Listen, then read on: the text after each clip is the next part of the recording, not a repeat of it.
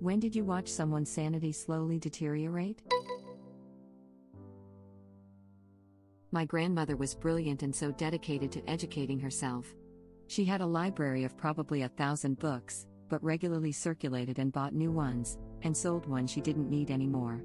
She read the paper every day, and when a topic interested her, she would cut out the article and summarize what caught her attention. Then she would file it in one of her enormous filing cabinets with other articles about it, and make notes of how the new article related to what was already there.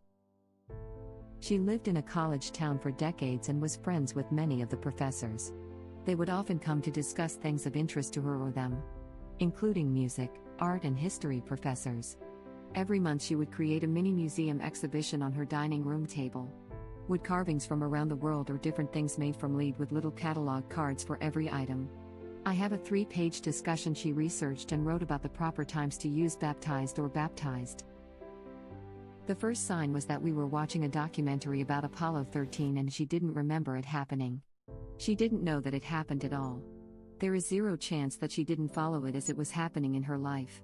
Not only was she well informed, but had a collection of Life magazines about the space program, and zero chance that she didn't hear about it afterward. She just didn't remember it at all. A little later, she was trying to play with Lego Duplo blocks with my daughter and couldn't figure out how they worked. She tried putting the same colors together, the same sizes, sliding the smooth sides against each other, putting the pegs against each other. She was so methodical in her trial and error and just couldn't get it. In her later years, she just sat in bed, measuring her sheets with her arms, trying to decide if there was enough fabric to make a dress, or an apron. At the end she remembered that reading was a good thing, even though she couldn't, and didn't have the attention to listen. And she hated my dad. Her son-in-law, she never forgot that. Forgot my mom, but not how much she hated my dad. Jesus. This one is scary to me because even if someone takes care of themselves mentally, they can still bite the big one later on for no reason. Sorry you had to see such a thing. Why did she hate your dad so much? My grandma really wanted my mom to be a professional pianist. My mom is crazy talented and put in all the work and it didn't happen. Grandma blames my dad. Forgot my mom, but not how much she hated my dad. Now, that's got to be a hell of a story. This hurts to read.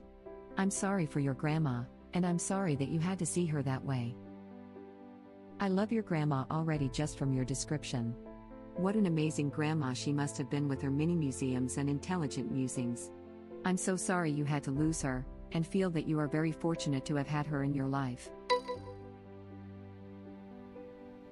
I worked in a care facility for people who suffer from dementia. This was a very rewarding and enjoyable job, but at times it could be confronting and sad, as you'd expect. One story that stuck with me was this lady who'd write in her booklet and always left it open. She didn't care to keep it a secret or anything, but I would make sure to keep personal possessions private as much as I could while cleaning the rooms. So I'd close the little book and put it in her desk where she could find it. It's something I could relate to. I have my own little books and enjoy writing as well and appreciate it when people respect my privacy. I wouldn't read the contents, but I saw the phrases go from sentences, to repeated words, to scribbles. Eventually, she became too confused to put pen to paper. Opening and closing the booklet, carefully touching the paper, but she couldn't quite figure it out anymore. Eventually giving up. This really hit home to me, as I knew how therapeutic it could be to organize your thoughts on paper. I write when I'm sad or overwhelmed. The thought of her being unable to when she might have needed the outlet still stings. This hit close to home. Dad had Creutzfeldt-Jakob disease. He went from writing random sentences to words, to things that didn't make any sense, until he forgot how to hold a pencil. It's rough. My aunt had Creutzfeldt-Jakob and your reply gave me chills. This was one of the saddest times in my life, seeing my aunt, who was like a second mother of mine, deteriorating in front of my eyes.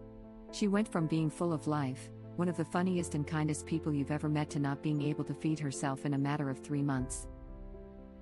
It's so quick, how it takes over a body. A friend of mine had it. Died 2 months after diagnosis. She just got married when the diagnosis came, after a whirlwind romance. Her husband had lost his first wife to cancer. My heart broke for him. My sister passed away earlier this year and she was sick for a long time, During the last few months, you could tell that it was becoming harder for her to think and respond. Paradoxically, it actually made her a lot nicer to me.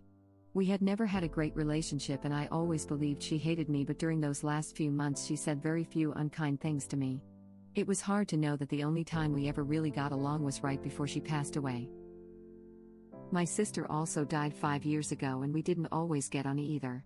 I like to think that we both knew that petty differences didn't matter, so overcoming them and making positive memories for each other were the greater good in the end.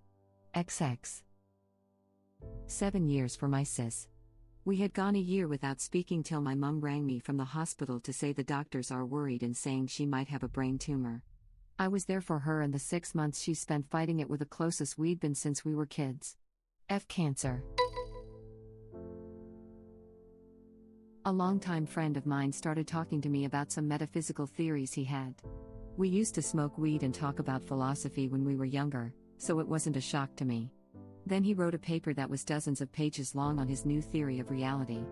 He sent it to me, and when I said it gave me a headache to try and read it, he assumed that meant I was understanding it. Every time I saw him after that, his behavior was more and more manic. I don't know if everyone gets these feelings, but one can tell when talking to some people that they're just slightly off. Anyhow, he was apparently harassing some of his old flames and acting strangely enough that his family had him taken to the hospital, where he had visited a few times in the past few weeks. The hospital held him overnight and released him because he wasn't a threat. A few days later, he started acting out in his mother's house and broke a window. She called the cops, and they arrested him. The window was worth more than the amount required to make it a felony, and he went to jail for 6 months. 2 days inside jail and he's back to normal. Why? Well, he has a degenerative disease that puts him in constant pain. He couldn't afford his pain meds, and when he went to the hospital, they refused to give him any because they assumed he was a junkie. He had prior drug issues, if you can imagine. He had lost his job, was living in a cold, damp apartment without electricity, and couldn't get the meds he needed, so he descended over the course of a month into someone that literally thought Neil deGrasse Tyson was talking to him personally through the internet. Once he had his meds again, pain meds, not antipsychotics, he leveled out and spent 6 months trying to piece together what the F had happened to him. Super nice guy. He's been fine for a couple years. Had to make some very elaborate apologies. It was uncomfortable to watch. Oh man, I don't think enough studies are done on the effect that constant pain has on the human brain. People talk about depression and mood swings, but there's not a whole lot of talk about how bad it can really get. I agree. I had no idea because I'm lucky enough to have no idea. I have experienced some extra dark places because of my pain, but thankfully not anything where I was totally gone. I have definitely had mental health crises, though. Pain just invades every single aspect of your life, and it's utterly inescapable. It's understandable that it might screw with brain chemistry over time. I'm in a similar boat, though at times I do think I was gone. At my worst, I've had auditory hallucinations. These eased off completely once my pain was back under control, though. I was living elsewhere at the time, but I heard about what happened to my friend. He was fairly normal. A little exceptional actually, as he was being scouted to get sponsored for skateboarding, something he was very good at. He started acting really weird though. Things like opening his door just a bit when people came over and laughing at them. Throwing chairs and such around when at people's houses. Lying about things that were really obvious. Reading loudly from the Bible while wearing almost nothing outside in the middle of winter. Turns out he was schizophrenic. Last time I saw him was after I moved back and was living in a bad neighborhood. He was homeless, as was his dad who was with him. He didn't even recognize me, just acted really scared that I was trying to talk to him. No one has seen or heard from him since then. I'm the last person to have seen him. That was 10 years ago. Ouch. That sucks. I'm sorry for your friend. Thanks. Me too, but I feel pretty certain he's no longer with us. I want to ask his sister to be sure, but it feels like a callous thing to ask. Watch my grandfather slowly sink into Alzheimer's. By the end, he didn't know my name or his own. He was sad and angry and confused. I watched every week as he forgot a little more. Got a little more belligerent. A little more lost. Until one day I walked in and he started screaming that someone was there to rob him. It was the saddest effing thing I've ever seen. I have such vivid memories of watching him and my uncles have such animated debates about politics and movies and sports. They used to play Risk until the sun came up listening to Sinatra. He would sit and explain every single play in a baseball game to me as a kid. He was sharp as F, and the saddest and hardest part was watching the struggle on his face to remember. The frustration he felt. Like he was letting us down. I miss him a lot. It's so hard to watch. My grandfather called all of his kids and grandkids baby because he knew us enough to know we were family but didn't actually know who any of us were. He once overheard my grandma call me by first name and looked up at me with such clarity and said, "That's right." And recited my first and middle name. Makes me tear up every time I think of that moment. I was very close to my great-grandmother. From what I knew of her, she was a wonderful lady, and I would always see her when I went to see my grandparents, as she lived in the tiny apartment that was connected to their garage. It was the highlight of my weekends. I would call her Gigi, as everyone had named like that when I was young. She was already pretty old and immobile by the time I met her, but that didn't stop us from enjoying each other's company. Well, fast forward to a time after my grandfather died and I had living with my aunt for a short time. I went and saw her as often as I could after not really being able to more than once a year for many years. She could never place my name, but for some reason always knew enough of who I was. Enough to be able to remember our time together and the things we used to do. She would call me boy instead. She barely remembered anyone else from what I overheard, but I was told the first day I went and saw her she lit up and would tell people that boy came to see her today, and it put such a wide smile on her face when I would come visit. I don't know why I was the one she remembered so vividly. Compared to everyone else I knew her the shortest amount of time, but knowing what those diseases do and how awful they are. I don't know why I was the one person who refused to truly leave her memory, but being able to brighten her dimming life up is something I cherish dearly. I've kept the nickname Boy to this day. I went away a few weeks after that first visit, and not long after I left she passed away. I always feel a twang of guilt when I think about her. I never experienced how far gone she must have been.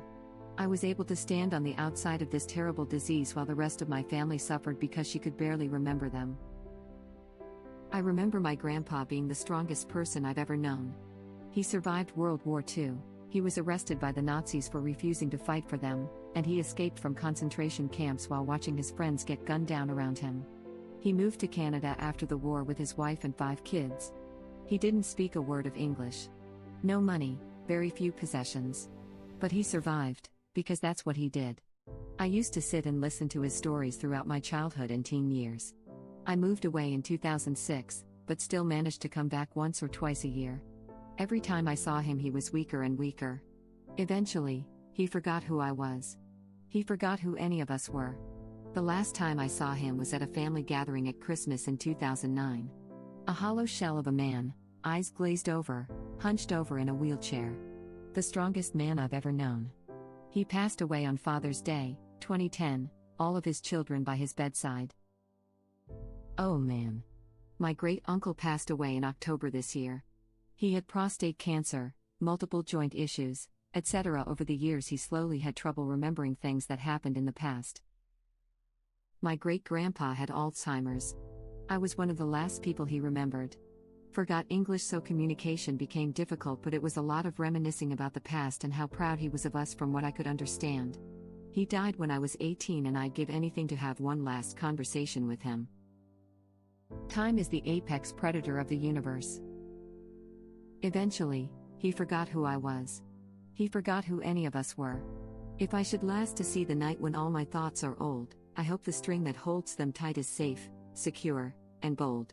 I do not want those secret seams to fray, to free, to breach. I do not want my dearest dreams to lie beyond my reach.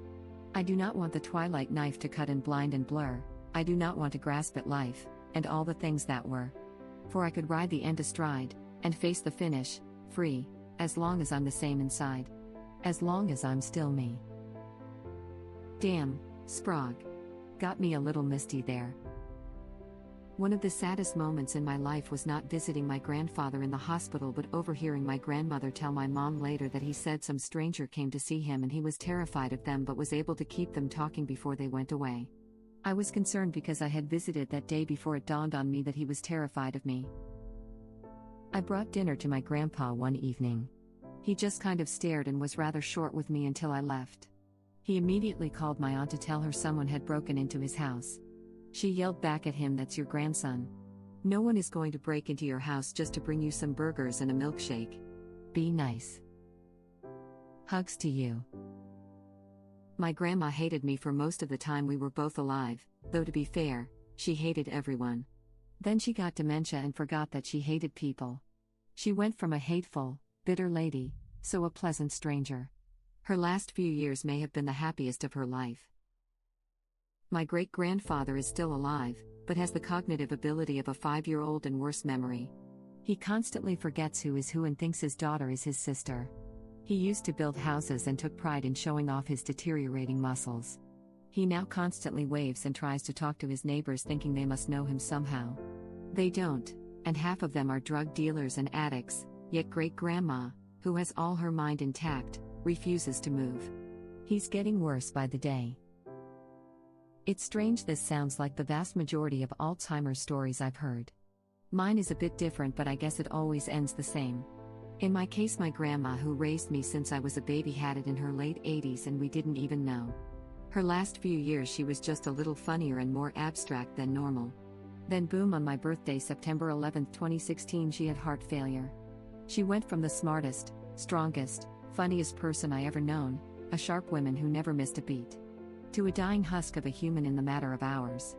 From the hospital she asked for me to visit over the phone, knowing fully who I am. By the time I arrived she couldn't even comprehend eye contact. Then slowly over 2 days she became horrifyingly skinny and gasped for every breath. Finally passing. The heart failure causing a lack of oxygen to the brain advanced the Alzheimer's she didn't even know she had. It haunts me knowing one of her last real memories was hearing the doctor tell her she has Alzheimer's just hours before she was gone mentally. And I didn't even make it in time. I'm so sorry. Grandma, I love you so much, more than anybody, and your strength keeps me going every day. I love you and miss you. Edit. This has got more attention than I expected, so I want to use this platform to say how great a woman she is. She got married right out of high school to my successful author/college professor grandfather. On her wedding day she got into an accident still in her wedding dress on the way to the reception and lost all her teeth. Her false teeth were always a joke to her and she always had a sense of humor about the whole thing. She had 5 children with my grandfather, only for him to leave her for one of his students the same age as their eldest daughter. My grandmother raised and supported 5 children on her own. Taught them right from wrong, how to fix a car, how to ride a bike. All of them learned how to thrive from a single person, who had such a huge capacity for love. I think our family has enough love fuel for 1,000 lifetimes. My grandpa used to never shut up. Now he barely speaks and is confused about where he is, and when he is.